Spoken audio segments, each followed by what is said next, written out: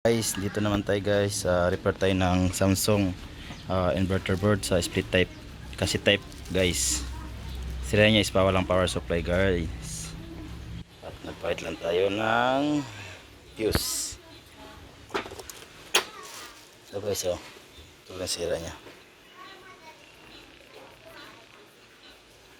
Fuse lang, tapos ginam ko muna. Ginam ko muna siya guys dito.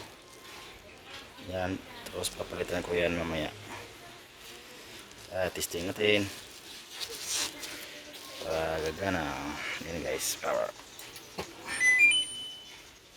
Ayun, nag power na siya guys.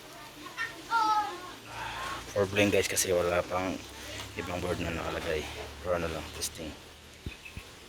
Sa mga sira na inverter dyan na Samsung pasit type guys, check nyo lang yung FB at YouTube channel ko. Repair natin. Yan, gastos yan.